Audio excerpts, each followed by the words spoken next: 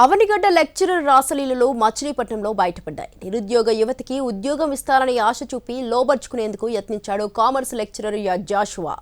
భర్త పరాయి స్త్రీతో ఉండగా రెడ్ హ్యాండెడ్ గా పట్టుకొని చితకబాదింది భార్య.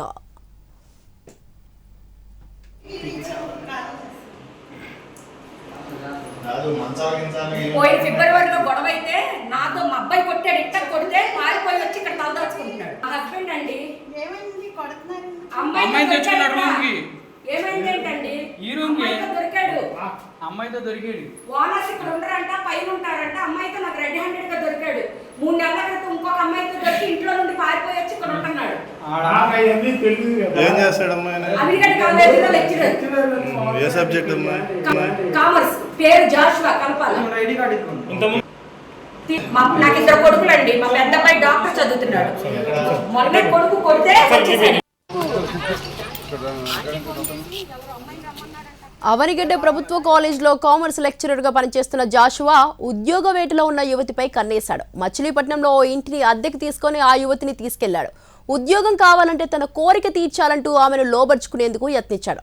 అప్పటికే నిఘా పెట్టిన భార్య ఆ ఇంటికి వెళ్లి జాషువాను పట్టుకొని నిలదీసింది.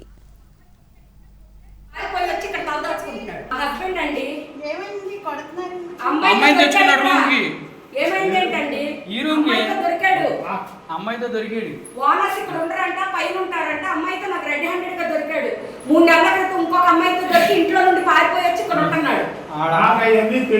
ఏం చేస్తాడు అమ్మాయి? అవనిగడ్డ కాలేజీలో లెక్చరర్. ఏ సబ్జెక్ట్ అమ్మాయి? కామర్స్. కొంతకాలంగా భార్యాభర్తల మధ్య వివాదాలు కొనసాగుతుండటంతో బందర్లో నివసిస్తున్నాడు జాషువా.